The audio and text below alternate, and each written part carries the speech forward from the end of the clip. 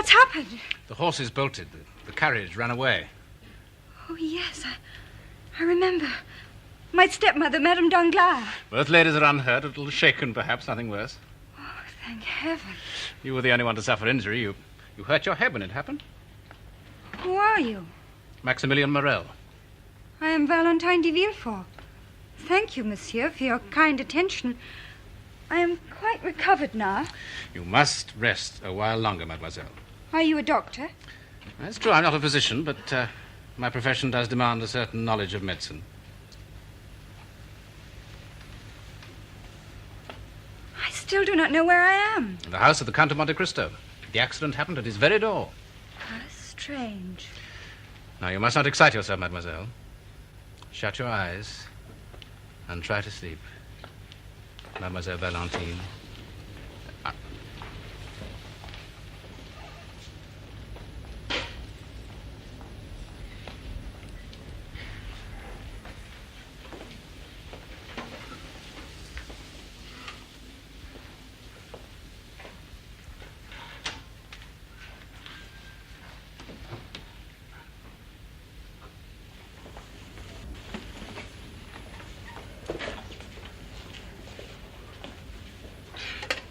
More champagne, madame. Delicious. I feel quite revived. It was as if the man had been posted there for the sole purpose of saving us. Curiously providential. Tell me, who's that enormous black fellow? Ali, madame. The Count's Nubian mute. But I don't understand. Why was he in that precise spot at that precise moment, armed with a lasso? Ali was a great hunter in his own land. He could kill buffalo and lion with a lasso. Now he's afraid of losing his skill. When he's not about his duties, the master allows him to practice. In the avenue outside, he's got all the space he needs. Happily, he was there when your carriage came by. Happily, indeed. It almost makes me believe in miracles.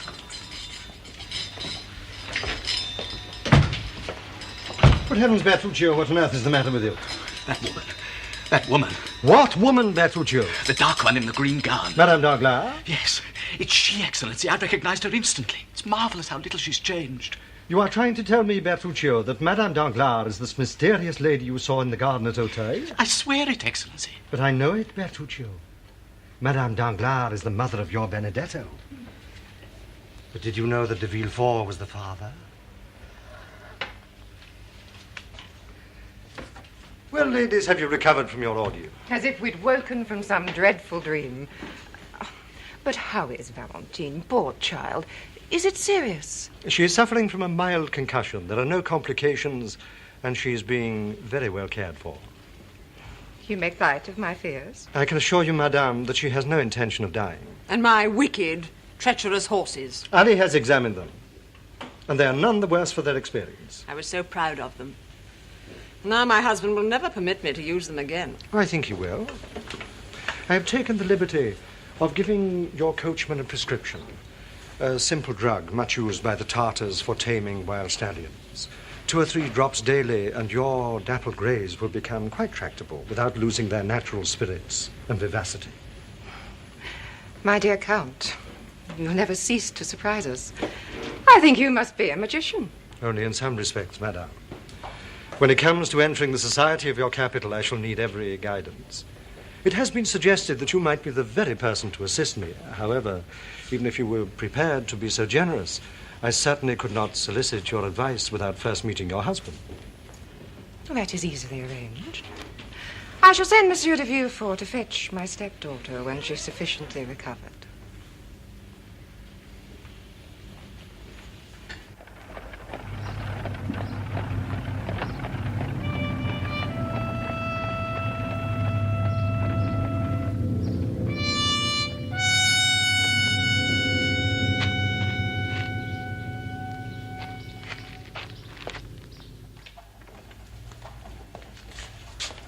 Monsieur de Villefort, Excellency. Monsieur, the signal service which you this morning rendered my wife and daughter. Allow me, therefore, to express my gratitude. If the Procureur du Roi thinks that the simple expression of his thanks for having saved his daughter's life confer upon me some sort of honor, I will not dispute it. I would merely remark that this honor, however estimable, is unequal to the keen satisfaction that this moment gives me. Sir, you seem geographically engaged.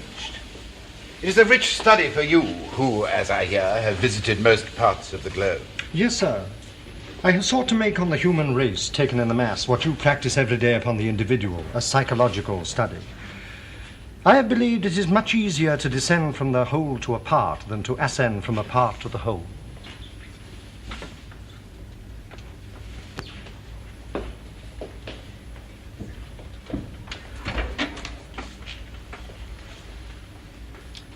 Sit down, sir, I beg of you. Ah, you philosophize. Well, sir, if I, like you, had nothing else to do, I would seek a more amusing occupation. Why, sir, in truth, man is but an ugly caterpillar for him who will study him under a solar microscope. But you said, I think, that I have nothing else to do. Now, really, sir, let me ask you, have you? And do you believe that you would do anything? Or to put it in plain terms, do you really think that what you have to do deserves to be called anything? Sir, you are a stranger to this country, and I believe a portion of your life has been spent in the Orient. Perhaps you are not aware how human justice, so expedient in barbarous countries, with us takes a prudent and well-studied course. Oh, yes, I am, sir. Oh, yes, I am. I know all that. For it is with the justice of all countries especially that I have occupied myself, and I must say that it is with the justice of primitive nations, that is, the law of retaliation, that I have most frequently found to be in accordance with the law of God. If this law were adopted, it would greatly simplify our legal code. And as you say, we magistrates would find ourselves with not much to do. It may come to that in time. In the meantime, our laws are in full force. The moment you become an inhabitant of France, you become subjected to the laws of France. Oh, I know it, sir. And when I visit a country, I make it my business to make a study by all possible means of the men from whom I have anything to hope or to fear, so that in the end I know them as well, if not better, than they know themselves. So then it comes to the point that the procureur du roi of whichever country I may visit, whoever he may be, would most assuredly be more embarrassed than I. You mean that human nature being weak, every man has his faults? Faults or crime? And you alone are perfect. Not perfect? Impenetrable. There is no greater mystery in the world than the mind of a man. Now you, as procureur du roi, may prove a murderer's guilt. In the process you will reveal the motive of his crime. His head will be cut off, and justice will have been done. That is what my function demands of me, that justice be done. Yes, no more than that. And what more, pray, do you ask? Nothing of the procureur du roi. Now let us suppose that your murderer is penniless and killed for money because he was hungry. Well, there are plenty of penniless, hungry people in the world, but they don't all become murderers. We can be thankful for small mercies. At least I can. But I am not clear of the precise nature of the point you wish to make. I am asking myself, what makes this man different from his fellows? What fault in the mechanism of his brain prompts him to a deed from which his fellows would shrink? The answer is surely simple. Moral turpitude. The fellow is a natural born rogue. Oh, no, monsieur. That answer is far too facile. Who amongst us has not been guilty at some time in his life of some secret act of which he remains forever ashamed? Ah, truly, the mind of man is a mysterious and dark continent. And you would seek to lay this mystery bare. You are in danger of falling into grave error. You confuse man's mind with his soul. I do not believe that they are separable. Upon my word, you sacrifice greatly to pride. When a man would play God, the devil stands at his elbow.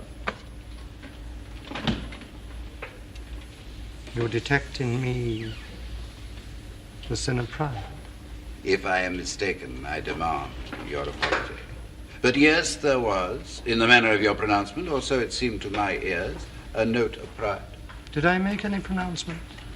I thought that I'd merely made an expression. Then I judged you too quickly. In you, Monsieur le Comte, I perceive a superior being endowed with curious perception and remarkable powers of intelligence. These are qualities of greatness. I salute them gladly. I would only add this. You may be above others, but above you there is God. Above us all, monsieur, there is God. I have my pride for men. That's true. But I lay aside my pride before God, who has taken me from nothing to make me what I am. Upon my word, I've been so elevated by our conversation, I had not noticed the time. Conduct Monsieur de Villefort to his daughter. At once, Excellency. Monsieur, I look forward to meeting and talking with you again. Thank you, Monsieur de Villefort. I look forward to our next meeting.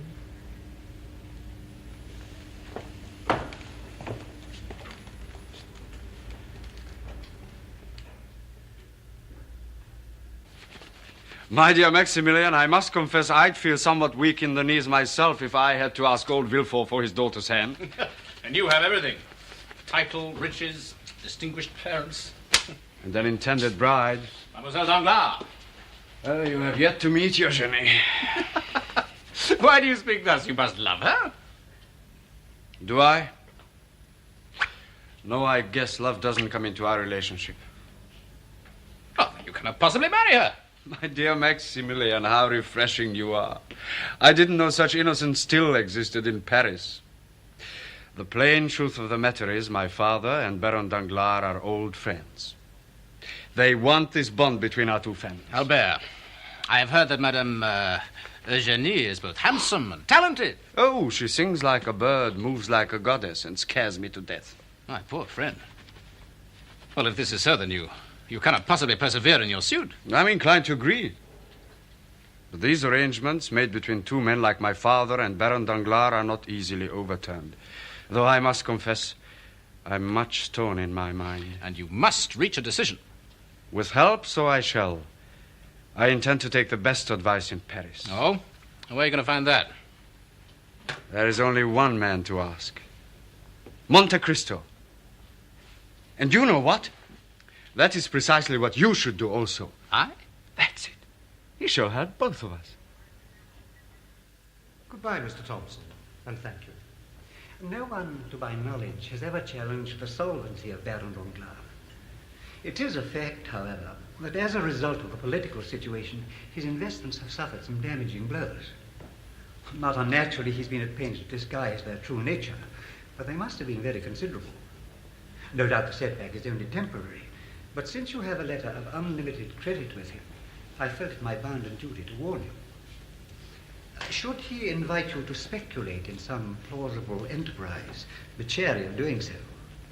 As things stand at the present time, I don't believe he could meet another major setback.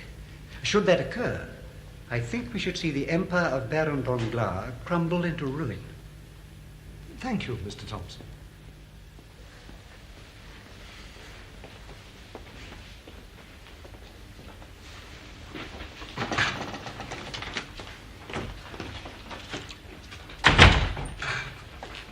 They're here. Who are here, Bertuccio? Benedetto and Cavalcanti. Oh, capital. I scarcely expected them so soon. I did. Ali showed them to the servants' quarters. But my dear Bertuccio, Cavalcanti is one of the most ancient names in Italy, and Benedetto's veins are bursting with noble French blood. I invite them to my house, and you send them to the kitchen? Cavalcanti, a penniless old rogue. Benedetto, a foundling who robbed his foster parents of their life savings. As a father and son partnership, they've committed enough crimes to go to the gallows for 20 years. You make them sound a very promising pair. Send them in.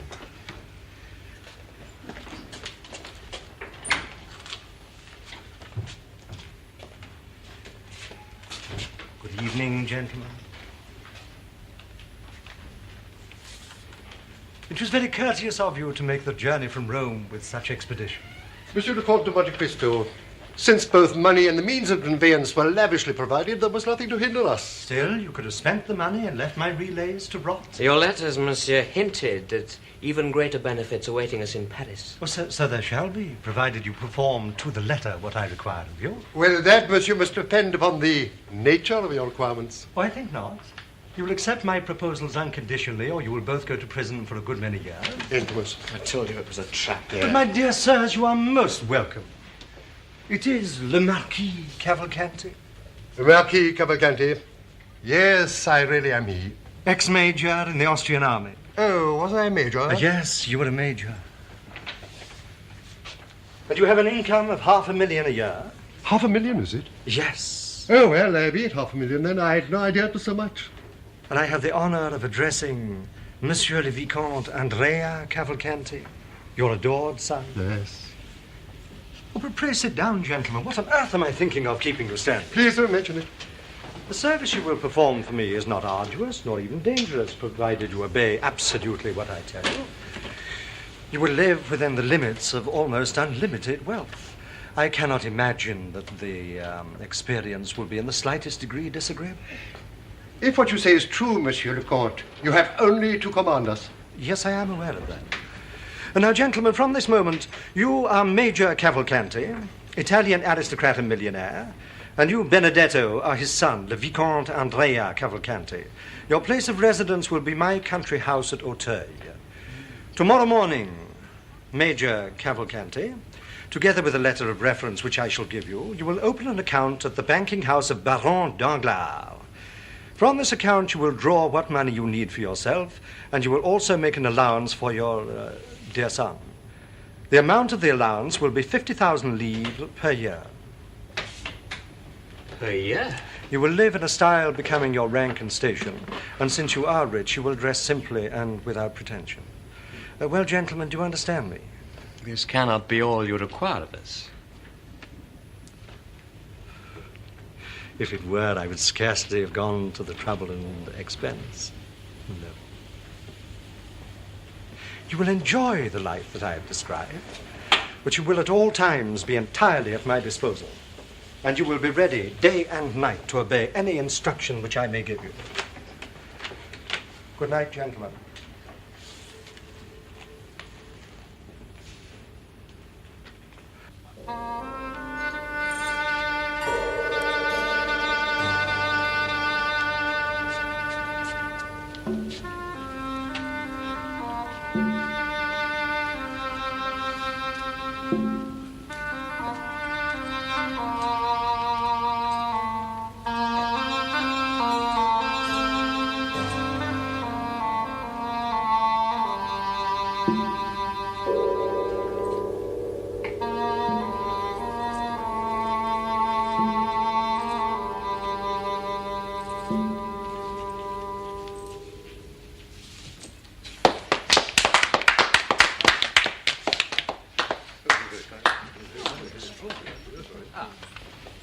Did you find it amusing, Monsieur le Baron? Delightful, quite delightful.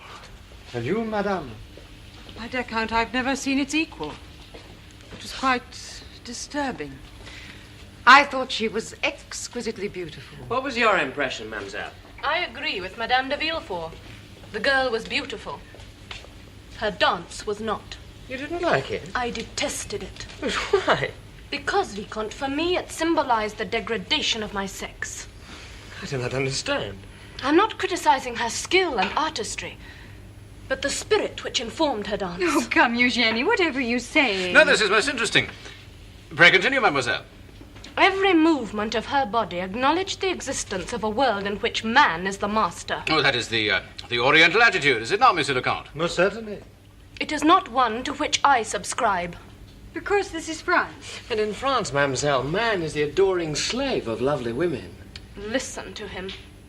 What romantic nonsense, Vicomte. You humiliate us at every turn, and then try to hide the fact by employing ridiculous phrases like that. I've never humiliated a woman in my life. I'd rather cut off my right hand first. Another empty phrase. You know perfectly well you would do nothing so foolish. We are shackled by conventions imposed by men for their convenience. Is a woman permitted to marry the man she loves? Or must she marry the man her father chooses? For shame, Eugenie. Remember where you are. Oh, come, Monsieur le Baron. You must not be so severe. I was most impressed by what your daughter had to say. Impressed? Good heavens, Count, if all her sex began thinking as she does. I congratulate you, Mademoiselle Eugenie. You cannot mean that you agree with me. But why not? You have just expressed a most profound truth. The problem is, what are you going to do about it? Nothing.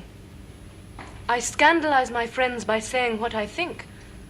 But I'm too much of a coward to act on my beliefs. You have had the courage to express them. That is already a very great deal. How long do you propose remaining in Paris, monsieur? Perhaps 6 months. If the life suits my son, he may stay longer.